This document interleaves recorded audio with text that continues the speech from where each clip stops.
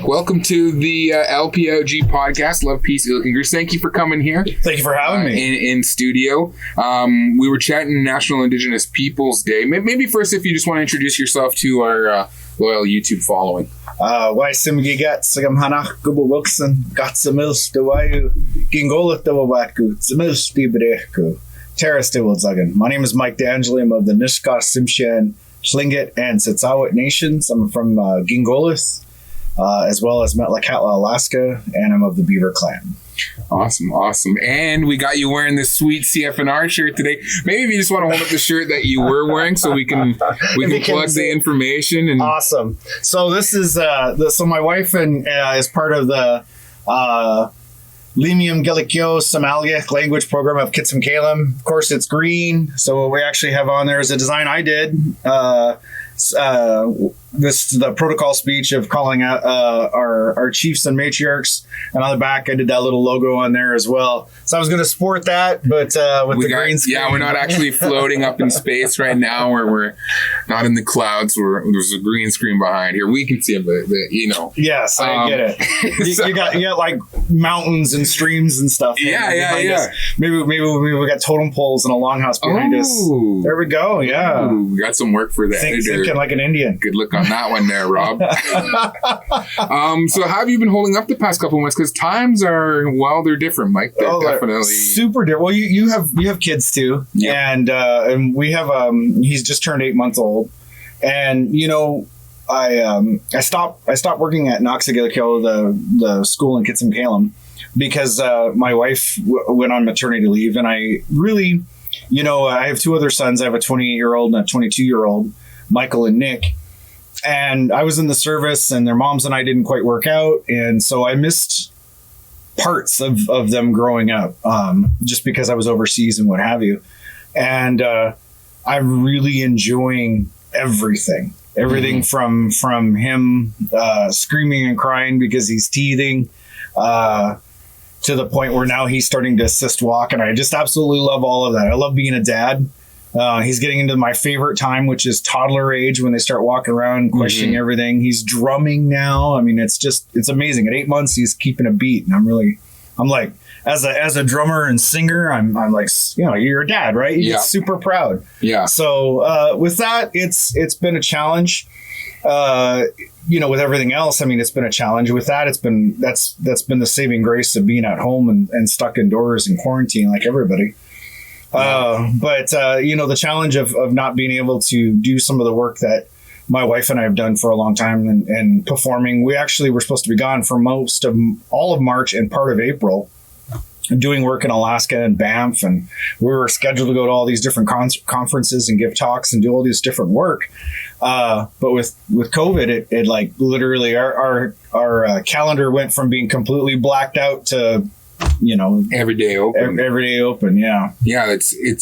I'm going for my first haircut today since February. I'm going to get the wings chopped. Nice. I'm going to have to wear the mask. I'm going to comply. Nice. Obviously, and get that done. But and to go back and having COVID with kids, I kind of selfishly feel okay with it. Obviously, it sucks, but just being able to spend time at home. Like I took a lot of the parental leave while my partner went back to work, so I was at home with my son a lot. Yeah. And the teething was rough. It still is rough. We're going through it right now, and it's a challenge. But he, like I said, he started to self or like guided walk. Yeah. And it's amazing. He's not quite crawling. He does this like little. It reminds me of Alien. When the aliens run, inside the ship and stuff. They're kind of bent over. So he does this one. He crawls with his left leg, but his other leg is kind of like crabbed out. Mm-hmm. So he's getting really quick. He's going after the dog dishes and what have you. It's pretty cool. But you're talking about, I got my COVID beard growth here. I had a goatee forever and a day, and I'm like, I'm a huge Jason Momoa fan. I just watched C on Apple Plus. I love C. Great premise. They kind of left you. I didn't know that the last episode was the last episode. I'm like, where's the next episode? And I thought it was going to debut, but because they only had 8 episodes in the first season, I was just like, when do we get more? Exactly. He did another movie or another series called Red Road a few years ago, and they did the same thing. They had season 1, season 2, and then the money got pulled. Yeah. And so you were just kind of left on this you're left hanging, which, it sucks. But, I was like looking at his beard and I'm like, I started having beard envy. I've never had grown a beard in my life. I've always had goatees or mustaches and what have you, even a Fu Manchu doing it for Movember and stuff. And I thought, well, what the hell? We're not going anywhere. I don't have to see anybody on a regular basis. So I had that uncomfortable growth. As Native men, we get those little weird patches. This is a couple of weeks, man. I got nothing. I had a couple of weeks where it looked like stubble, and then also I woke up one morning and it's like, poof. And I'm like, wow, whatever happened. That's all. No, I hope C gets renewed for another season. Me too. I still don't know I haven't seen anything or heard anything. I think, it was filmed all in, a lot of it was in British Columbia, which is awesome. Yeah, actually, one of my friends, she works for a landscaping business, and they did all the landscaping for the movie. I thought was badass is they even have actors who are blind being a part of that. And then just watching them, like even foraging and hunting and living off the land blind. Can you imagine that? I mean, it would be quite the challenge, not even going into combat and fighting people blind, but I mean, like just moving around. And I love what they've done. Like the tools and their weaponry is all right. It's like how they walk and everything. I couldn't, being an actor, I couldn't imagine being hunched over like that all the time and kind of moving through. It's so well written, and just like the intricacies of how they have their books now. It's rope and it's knots that tell you. I was told that that's actually an indigenous from back east. I don't want to attribute who that actually belongs to, but it's one of our back east relatives who actually that's how they do their reading. Wow, yeah, that's incredible. I love that. I couldn't even imagine. I'm so blessed. Yes. But no, if it's on Apple TV, you got to check it out. Apple TV is great. Of course, COVID hit and you're like, okay, let's get everything. We binged watch everything on Netflix. We got cable, which I'm so disappointed in cable. You don't watch 90 Day Fiance? I know. I can't stand reality TV. There's enough drama in life as there is, right? And that's one thing I've been blessed and happy about COVID. The drama in my own life has trickled down to almost very little or nothing. And, with the exception of things that, you perpetuate in your own mind and what have you. But you fix that stuff, and I almost said something else, but, instead of stuff. Yeah. But, you fix it and you grow up, and as my grandfather would say, man up and do it and deal with it. So, there's things like that. But, what I loved about with that was that, we had Netflix. I maxed that. I watched everything out and I was like, oh, my God. I've never watched so much YouTube in my entire life. And then we got Disney Plus because of Mandalorian. Oh, yeah. I'm a huge Star Wars geek. I absolutely love it. I've actually started a Mandalorian carved helmet. Really? Oh, yeah. I'm stoked about it. I'm like, I post all my work, right? Just because I see it as accountability to get it finished. Yeah. I haven't posted anything with this just because I want to get it to a point where, it's still roughed out and everything. And I kind of want to. Is it like out of wood or? It's out of birch. Yeah. Wow. Yeah. So that's awesome. I'm stoked about it. A buddy of mine in Alaska constantly doing masks of like real, like he did one of Trump. He did a what do you call it? A ridicule totem pole of Trump. He's done some of our own. Elizabeth Paradovich, who is a really well-known First Nations woman who worked at getting not only Alaska Natives the ability to vote and have rights and privileges, but the Alaska Native women. So he actually did a mask of her, and then he did one of just recently of Mike Pence.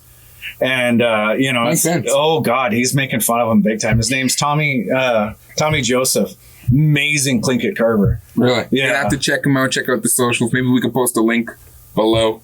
His IG, his Instagram. It's awesome. Or Facebook. So. But yeah, with all that, we're watching all sorts of crazy stuff. And I've the one thing I will like about cable is the on demand.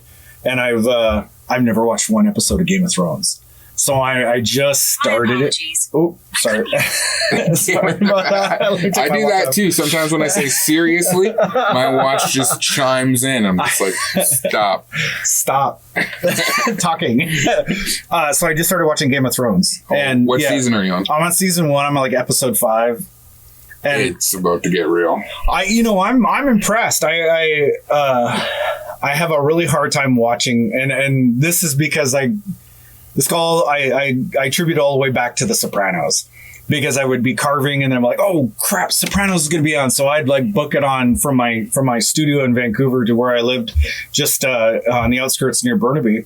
And, it takes 45 minutes, an hour sometimes in traffic. Yeah. And I book it there just to try to watch, so I didn't miss Sopranos. And I became so, that was before, we had stuff online and what have you, and internet was. Yeah, you had to catch it or you missed it. Exactly. Or it's gone. Yeah. So, I've become to the point where I'm in the mindset of, I'm not going to watch it until the series is done, and then I'm going to binge watch the whole entire thing. I love The Sopranos. I watch, my son, when he was younger, he used to sleep a lot. So he puts The Sopranos on. I watched it straight through. Yeah. Without anything in between. And the final episode drove me insane. Yeah. I'm like, this is how it ends? Right. This is how it ends. And people lost their stuff back when. So the director and the creator of The Sopranos, or they should have said the creator, actually, in a released tape, discussed the ending of Sopranos, what actually happened after it. So he revealed it as Tony's death scene. That's, I had heard some rumors because it's all suspicious, right? Right. So you're wondering what's going on. So that's we don't know if Tony died or what. That makes sense. Yeah. So that makes a lot of sense. Apparently in the story he was assassinated in the diner. Okay. Yeah, and this can't be a spoiler because Sopranos, I think it was like 2003, the final four was something like that. Yeah, it was way back in the early 2000s. Yeah. And so I actually was watching another program. I think it's like Top Tens or Joe Blow or one of those things you get on YouTube. They're all kind of mushing together. But I love some of the whole fan theories of some of our favorite, childhood cartoons, and you get all those hashtags of my childhood ruined. Yeah. Or even some of the scenes, like this was entirely this was the death. They actually died in the movie, but they don't say it. Like that one with Sandra Bullock where she's in space. Oh yeah, with George Clooney. Yeah, Gravity. So that her making it to Earth and landing, and he wasn't ever actually there. No, they're saying that she actually died of lack of oxygen. And I'm like, oh, that just ruined it, because it was such a, oh my god, I can't believe she made it through re-entry and all that craziness. And then you think about it, and you're like, that would be really tough on the body. I mean, I don't know all the science about it, but I thought that was one of them that kind of ruined it. And I remember hearing about Sopranos and about hearing that was, it was somebody's death, and that was kind of what they went through. Yeah, Sopranos is so weird because it makes you love Tony Soprano, it makes you hate him. Exactly. In the same episode, you're like, oh, please, Tony, like, I hope this is good. And then all of a sudden, like, he cheats on his wife, and then he kills his nephew Christopher. It's just like, or he's abusive to somebody else. Yeah, it's just like, oh my goodness, like it just plays with your emotions so much, and I think that's what you want. So you're gonna have a good time with Game of Thrones. Nice, good luck. I love it. I actually started watching Game of Thrones when I was like the first season. We binged the first 3 seasons because I think that's all I was out. I was on the ocean. And we were out on the world's largest geoengineering experiment. Wow. And we were dumping iron sulfate in the ocean to create algae plumes. Wow. To sequester carbon dioxide from the atmosphere. Wow. So and that's when I started watching Game of Thrones. So it was pretty crazy. Yeah, I didn't touch land for, I think it was like 36 days. Oh my goodness. We were out on the ocean, and I actually got land sick. Did you? I actually got land. They told me it might happen. Yeah. But I hit the dock, and I'm like, whoa. This is crazy. We're driving. I was like, you guys got to pull over. They're like, you can't be serious. I'm like, seriously, pull over, please. So you were doing that for 36 days, and you're out in the middle of the ocean. Yeah, we were 267 kilometers off the coast of Canada. Wow. Right out into what's called eddies. And yeah, our village, I was actually hired as the camera, like I was to document it. I was a documentarian. I took my camera out there. I was studying to be in film. Yeah. And they just sort of, I was like one of the only people in my community doing it. So I got the nod. That's badass, man. And I got to go out there, and we seen some crazy things out there. Yeah. We did a lot of, we had a marine biologist on board, and they had this thing what's called like the mock nets. Okay. So they would drop it, and we would drag it at a certain fathom, and then we go lower, open a different net, and then it would come up with all the creatures from that depth that we were dragging.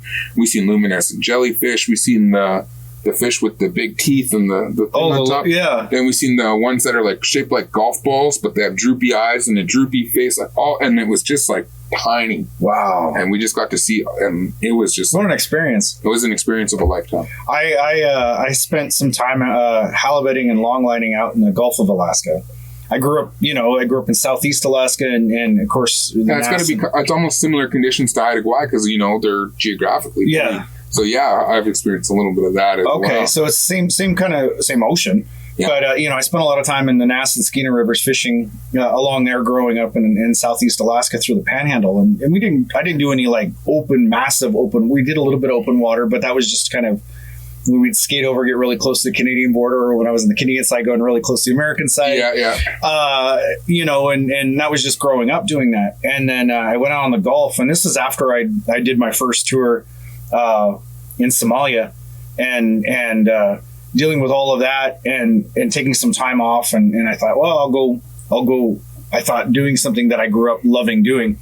Absolutely hated being out in the Gulf. Really? Oh, I hated it. They had me in what's called the doghouse. I was baiting hooks because I was the newest one on the boat. Yeah. So I'm baiting hooks for 8 hours a day, 8 to 10 hours a day, and the smell, and then it gets you, and the rolling seas, and so you try to look at the horizon, and it only works for so long. You get out, and it was just, I was miserable. I think I lost about 12 pounds just because I couldn't eat. Anything I did eat was going overboard. So I didn't care for being out in the big water like that. So yeah, it's not for the faint of heart. I remember when we first headed out, we were coming into swells like.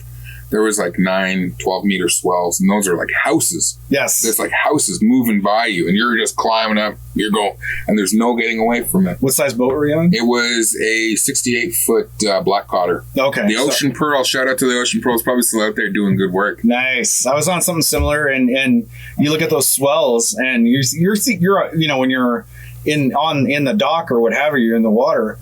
Close to home or anything, they look ginormous, but when you're out in the middle of nowhere, you look like a little cork just bobbing up and down. No, I don't think it was 68. I think it was 128 foot or something like that. It was a big boat. Okay, so I was on something a little smaller. So. Yeah, it was a big boat that we were out on. But no, I do miss the ocean a lot though, living here in Terrace. That's something, we lived on the coast for so long in Vancouver and Southeast Alaska, my wife's village in Mount Lacala. But we spent a lot of time doing that. But coming into Terrace inland, I do miss the salt water. My skin misses it. Yeah. I don't know if you've had this experience, but Terrace is super dry, and the water. Oh my God, the water's so hard. I've never had any skin conditions my whole entire life. Unless I walked into some poison sumac or something when I was in the service. But I never had any skin problems until I moved here, and then all of a sudden, there's all it's sorts definitely a different. Like when I first moved here, my skin, like I have eczema on my hands and under my eyes. I get it really bad. Okay. And recently, it's been going like on into my tear ducts. Oh my Lord! I know, and it's like a very mild case. But I could, like, when I squeeze my eyes really hard, it feels good, but then it makes it super itchy. Yeah. So I get on my legs and everything, and that was something with my son. We actually took him down to Children's because we, first 3 months of his life, or first month of his life, he was fine, and then getting into the second month, because we're bathing him, we're doing what you do as a parent. And then he started getting he got this weird shape, nomular eczema, which looks like a coin on his leg. And, he had it At 3 months, he had it for 2 months of his 3 months of life. Yeah. And finally, the doctors up here are like, well, it's eczema. And I'm not to cast any disparaging words to the healthcare system in Terrace, but it's lacking. Mm-hmm. And of course, it's lacking because they're totally outnumbered, and to see a specialist for him, or even a pediatrician, was like a 6 to 8 month waiting list. And we're just like, forget that. So we flew down on our own. I got a commission and we flew down to Children's and got him looked at. Literally, by the time we landed I had the rental car and we're at Children's by 9 a.m. By 1 o'clock, we had his meds and oh, wow. Yeah, that's how fast it was. And of course, that's living in a big city. I miss that. That's one thing I do miss about living in the city. I'm glad I'm not there through all this COVID craziness. Yeah, I know. There's pros and cons, right? Yeah. Like, it's just like there's no perfect spot. No. Maybe out in the Tules all by yourself with lots of Wi-Fi and bandwidth. Yeah. Yeah. We just got a little tent trailer. Nice. To take the family out camping and stuff. Yeah. So I got to learn how to put that together. Hopefully I put it together before my girlfriend watches this podcast. She's going to be joking. It's going to be in the same list. Speaking of being locked up in COVID, you got a big honeydew list of things that you have to do or we're supposed to put together? Or? Oh my goodness, Mike. I put together, me and my father, he stayed with us to help with childcare and to be in Terrace and whatnot. Yeah. And, he's helped me if I didn't have him, none of anything would be put together. He put together a zip line in the backyard for the kids. Nice. We got a hammock, a new 18-foot trampoline. Wow. Yeah, which is nice. We got a deck umbrella. Wow. We got a sectional for the deck. Okay. Because we have a nice deck. So we're hanging out on the deck by the barbecue and stuff. Nice. So I put the sectional out. I took it out of the box. I laid every piece out all nice. And I was like, how the hell is this a couch? Like, it's just all flat pieces. And like the instructions, like they're like obviously just photocopied like so many times that it's all, you can barely read them. And it's all pictures. Yeah. So I had to go to the website, look at the specific model and then pull up the PDF of it. And then it's like 27 degrees out and in like March when we got that heat wave, or May or whatever, early May. And it was just a nightmare. But it's together. And thank God my dad is the most patient man I know, because I have no patience for anything. That's why I could never, like, my dad's an artist as well. Yeah. And he's tried to teach me and I'm just like, I just can't. I just blame it on being left-handed. Well, your art's in a different form. It's in way different form. I'm a great dancer.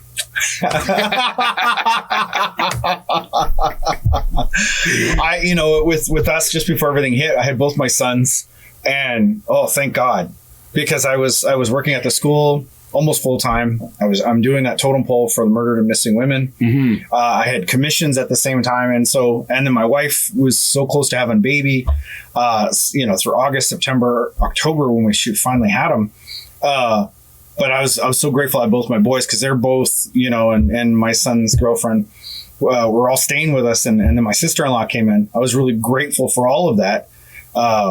Even though there was not a lot of space, which, and in the end kind of drove me a little crazy not having, I like my space. Yeah.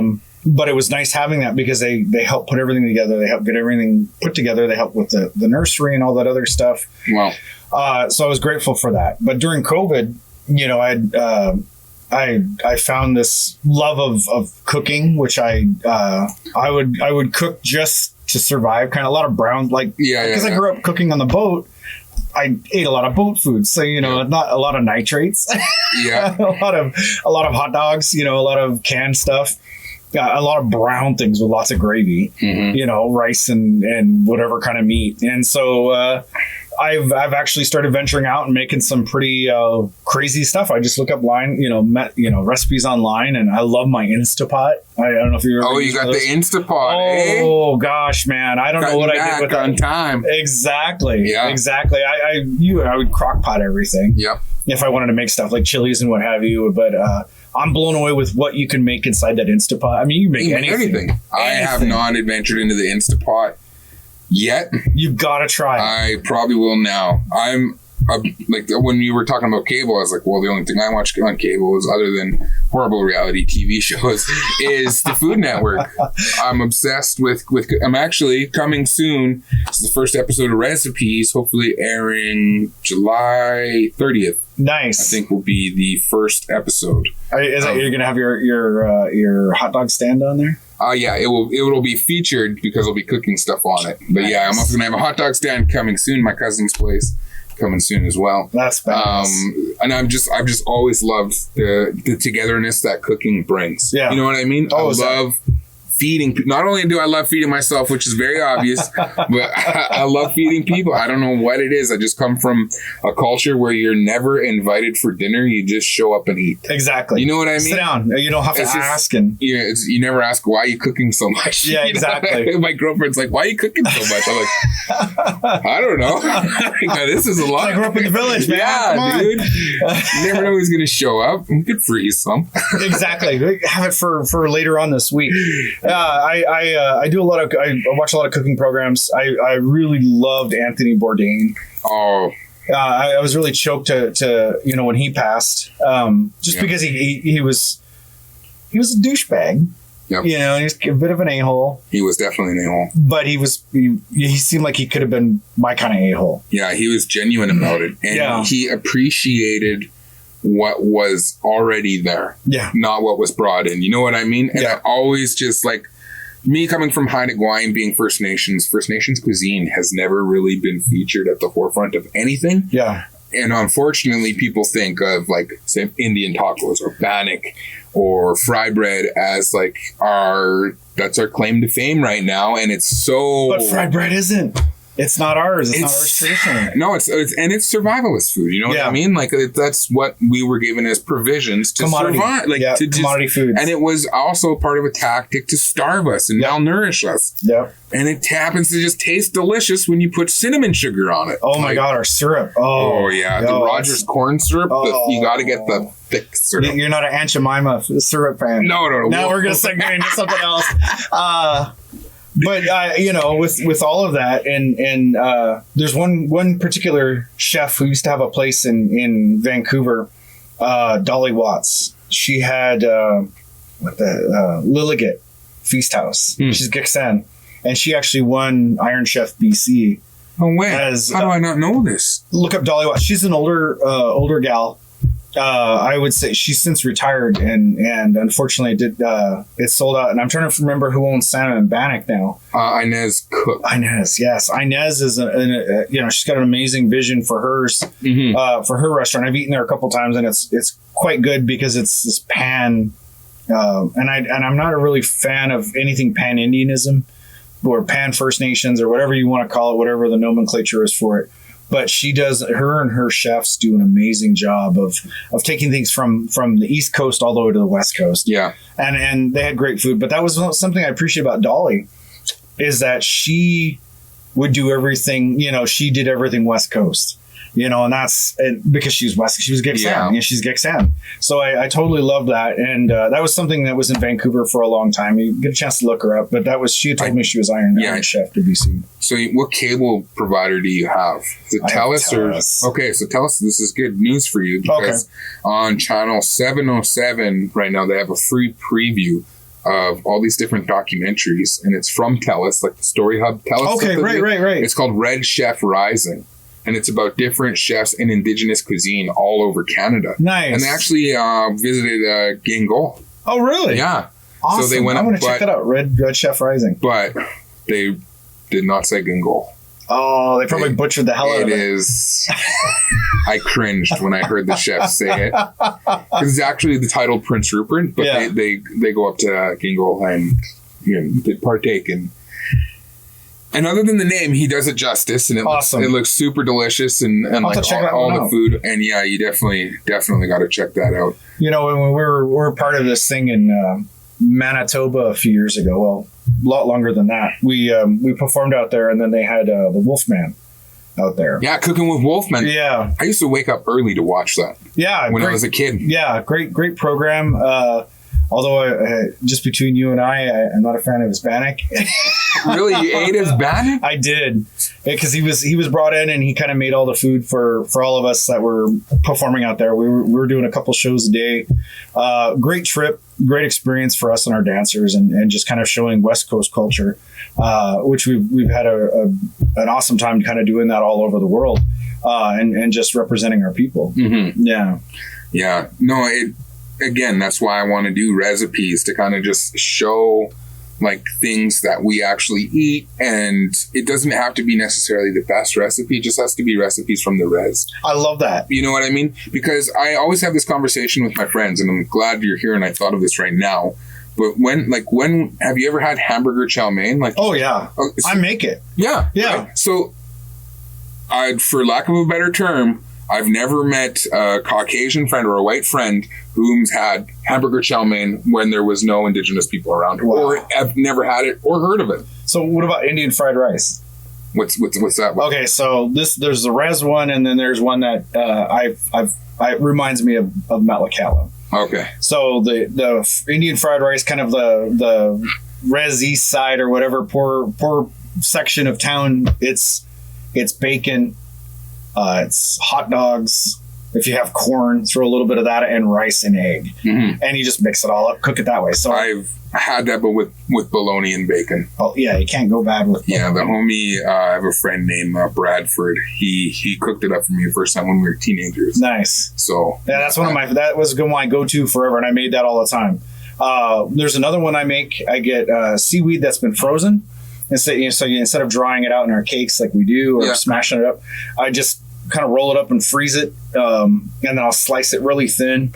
I'll pan fry it, after thawing it out in the pan. Mm-hmm. I'll add whatever I have as far as mussels and clams and things like that inside it, and then a little bit of rice with it, and then that's another way, something that I eat that with a bunch of Oolichan grease on it. That's like brings me back to like this really. That's like comfort food and safe food, where you think back. We'll have to feature you on recipes in the future, man, if you're down, because that would be awesome. Anytime, man. Anytime I can help and promote our people and the work that we do, of course. Yeah, and that's another thing is like First Nations people, we're not on these platforms enough. You know what I mean? Like we need, like this is just me tapping into a small portion, and I'm trying to bring a little bit more to the world just to show, there's not much difference between us. And that's what I think recipes is going to be great. But if you can ask around and figure out who was the first person to just throw ground hamburger into chow mein, I would be so appreciative to give credit. I know it was the Patagonia, I think it was called in Prince Rupert, started the chow mein bun. Yeah. Which is delicious. We had that on Haida Gwa all the time. Nice. But hamburger and chow mein, that's definitely an Indigenous thing. Oh, definitely. It's ours now.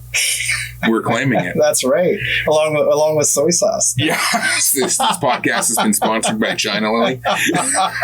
Are you a China Lily or Kikkoman? I go back and forth. My American side loves the Kikkoman. But when you don't get China Lily in the States. Really? No. What? Yeah, at least I couldn't find it. Maybe they have it now, but when I was growing up, I would always have China Lily when I came to Canada. I'd always take some with me. It's funny because there's things that on the American side that we can't get here, like the pilot bread. I don't know. I was just going to bring that up. If you bring that back to my own community, you are, you're the dude. So when my wife and I hosted our engagement potlatch in Vancouver, she brought over 10 cases of pilot bread. Wow. And gave that away. And what they can't get there is the meatballs and gravy, the Puritan meatballs and gravy. Yeah. So I brought over 22 cases crossing the border in Vancouver. I was really lucky because one of the border guards was a client. He bought a lot of my stuff. And he's looking at what I have this big 1-ton truck full of stuff, and then a 2-ton trailer behind it with totem poles and our masks, and I did like $150,000 worth of art, regalia and masks and all sorts of stuff inside the back of that in the back of that trailer, and 23 cases of Puritan meatballs and gravy. And they're like, so I see what all the other stuff's for potlatching as far as the masks and regalia. So the meatballs and gravy, that's lunch, right? And give me a big wink. And I was like, oh yeah, that's lunch, and because otherwise he would have charged me duty, right? I lucked out. Maybe I shouldn't have said that, but it's in the past. Yeah. But I brought that over for our wedding potlatch in Mount Lacala, and we gave away to like people who really helped.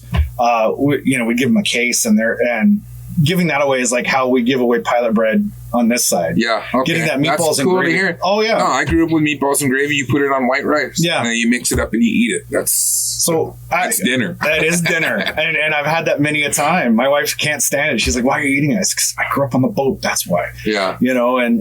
So, the one thing my wife has been trying to get me over is quit eating so much white rice. So I'm doing a lot of brown rice and ancient grain. Quinoa. Yeah. I can't do quinoa. I don't care for it. I've never really had quinoa too much, but no, definitely the white rice isn't great for you, but it's delicious with China Lily.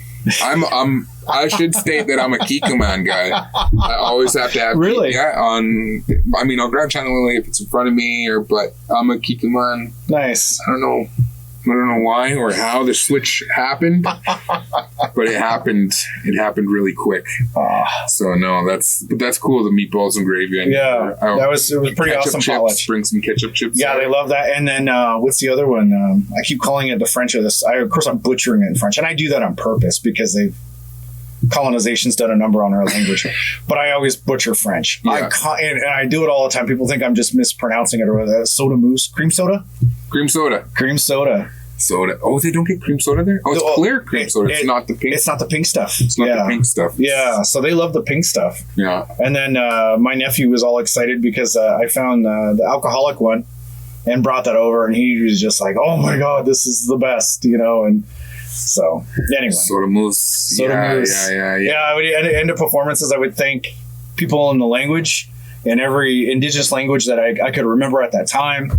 And I would always add, she, and gracias, and then I'd say thank you in French, and I would totally butcher it. Buongiorno. Yeah. Is that Italian? That's Italian. I get mistaken for Italian sometimes. That's why I had to get some tattoos. There you go. I had that with the last name Dangeli. Yeah, I get that all the time. Yeah. That's interesting. Yeah. Yeah, call us, and it's an interesting last name. Not really. But you did bring it over earlier, and I would be remiss if we didn't talk about it before we were out of time here, is the totem pole that you're currently working on. And what's interesting about that is the not only the preparation, but the way it's going to be raised is, I think, a historic event, as every totem pole raising is, because that's the totem pole spot until, it's going to be a couple generations. Until it's ready to go to the other side. Yeah. And so I'm using knowledge and technology that I've experienced throughout the world and the placement of it, because usually it's in Haida they would they have a good 10-20 feet down inside the ground of the pole itself, which I think is beautiful, but you're gonna get rot and you're gonna get other things. So we have the cement and I got some steel to put behind it, and that's something that you don't see a lot, but that's something the city engineers and what have you want, and kind of the checkoff list we have to follow, unfortunately. Or fortunately. But we're having it hoisted up in a crane on I believe the 4th or the 5th, but just before that long weekend. And so we're gonna, we'll sing it up and everything like that, but we'll actually have it covered until the next day when we do the unveiling. And then I'm in talks with I'm wearing the shirt, so maybe that'll get me a little bit of points to have them come in and it's definitely going to get you points to live stream it, because there's been a lot of talk about this and a lot of people wanting to come and just show the support for the murdered and missing women, girls, boys, men, and LGBTQ. It's something that, like I've shared, and you and I've had conversations about this before. It's affected so many of us and affected all of us in one way or another. And having that to show that, no more, we don't want this happening anymore. We don't want we're not disposable. We're not expendable. And so really making that declaration and also saying we are still here practicing our cultures, our traditions, even in the 21st century. And that's something that really bugs me. I got that my whole career. Oh, I see you're using your traditional chainsaw. And I always kind of look over and they're like, what are you looking for? I'm looking for the horse and buggy you rode in on. Yeah. You know? No, that's such a good argument. It's like, you know, I'm not torn about getting like a traditional tattoo, which this was, or this one, which wasn't a traditional tattoo. It's just adapting to the surroundings, and First Nations people, we've adapted and would use what's best for us. Right? And it's always been our people have always had a history of making the contemporary art tradition, just like China Lily or Kiko Man, right? Or even ketchup for some places. Right? Yeah, well, they have it documented on Haida war canoes that they used to put chain guns on there, like they use technology that was given to them. Yes, and you look at the explosion of our art with steel tools and those good old lead paints that our people use for them and what have you. But anyway, you know, with all of that, with the totem pole, we're really, excuse me, I really wanted to do it the old way because that was something that it just felt it felt important to do as much as we can traditionally, to raise it up, to lift it up, to do all that hard manual work, to show that love and support. But we can still show the love and support by singing and doing things in a different way. And I think that, you know, for us as a people, we have to adapt and overcome. If we didn't, we wouldn't be sitting in here in front of a green screen talking to the people out there, or even having this conversation. You know, not so long ago, we wouldn't have been allowed to do these kind of things. 100%. Yeah, and stating our opinions. Holy crap! I still am nervous to state my opinion. You know what I mean? I'm still trying to get comfortable with having my views. So yeah, I agree with you, because there's certain places you feel more comfortable stating your opinion, and there's others. And for me, I sometimes that gets the best of me, where sometimes I say things I probably shouldn't have, and I'm partly working on that. But the other part is I just don't care sometimes. Especially if it's something that really pisses me off. Yeah.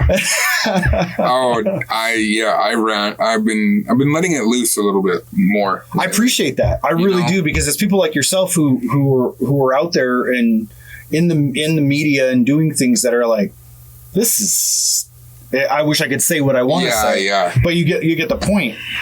Especially with all these brown people and black people being killed. And everybody's like, oh, that doesn't happen in Canada. And I'm like, BS, man. It's happening here in Terrace. It's happening in Smithers and Prince Rupert, Haida Gwaii. It's everywhere. It's everywhere. It's everywhere. I mean, I'm not even the darkest native guy. I got some pretty light skin. Ooh, jeez. But I've experienced it in the healthcare system, with police, in every different situation. So it's like, it's obvious. It's apparent and obvious. It is. And it's scary as heck, too, because those guys are armed. Yeah. You know, and doing wellness checks on people, and it's just such a yikes. It is. And I'm not a fan of the RCMP. I never have really been.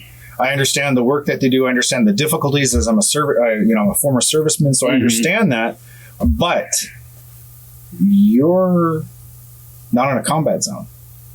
You're not in a war zone, no matter what you're thinking of it. And that's the thing. The problem with a lot of things is they militarize the police. Yeah. They need to demilitarize the police. They do. There's no reason, you got Trudeau saying automatic weapons, especially after that horrible tragedy back east. Yeah. The only reason automatic weapons are around is to kill people. Meanwhile, they got them coming into Wet'suwet'en territory. They got them in Wet'suwet'en territory, walking around with freaking.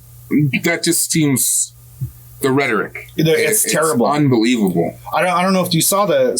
And that's anger that we just have to live with. And how do we get it out here on this podcast? I guess. And if we share it publicly, we're like are the sponsors going to be mad at me for even bringing it up? Which I don't care about. By the way. We're not sponsored by the podcast yet. But you know what I mean? Like it's just the reality that we live in. And tomorrow, this is probably going to be a couple days later, but tomorrow's Canada Day. Yeah, which I completely forgot. Yeah. I blame it on COVID, but I also I've worked. My family and I are decolonizing ourselves, and that's something that's a holiday I just can't stand. Right. Yeah. I don't have to celebrate it, and I'm not going to be doing anything special. But it's just like, why are we still celebrating this in this manner? And Indigenous Peoples Day isn't even a stat holiday. No. And they sure piggyback a lot of other things on top of it. And it always gets kind of pushed away, which is when you came to visit me, I'm like, in Vancouver, we would always have, I joke around, call it an International Indigenous, and I would say International Indigenous Month. Because there'd be 2 weeks before or a week before and 2 weeks after and a week after, sometimes depending on the schedules, we'd be busy dancing and singing and talking about being proud Indigenous and having pride in who you are and where you come from. For anybody, you just can't go around saying white pride. Yeah. And not that we would go around saying brown pride or red pride or what have you. It's just about, but that part of that pride is being conscious and being kind to other people. And I think that's something that is left out constantly. So, but for us, we would, for Canada Day, I would hate the crowds, but I'd always venture off to, what do you call it down there? Tuasin, and go down to the docks and get a salmon, get some, and that was living in the city, right? Get some salmon and some shrimps and what have you. And then go home and we'd have a barbecue. And that was how we spent Canada Day, was eating our traditional foods and being proud of who we are and staying away from all that craziness. And yeah, it's such a weird, and just to be more socially conscious with everything that we do in the time that we're living in. Like, we have to be more socially conscious with what we say, how we act, what we wear. It's just such a different time to grow up in, and it's going to be tough for our kids definitely to navigate through this crazy world. But I'm sure they'll show us the way. Yeah, I'm sure they will too. They don't have a choice. No, they don't, unfortunately. I'm banking on my kid making money soon. He just turned one. I keep asking my 8-month-old, when you can start taking out the trash? Yeah, I'm like, you're the worst roommate ever, bro. I'm constantly cleaning up for you.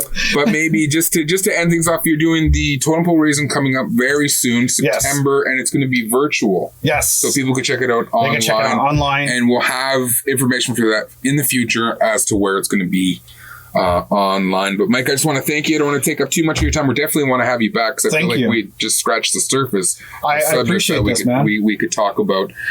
So yeah, this has been the Love, Peace, Oolichan Grease podcast, episode number 5. Awesome. I always do that. The different hands. But that was awesome. Thanks. Thank you.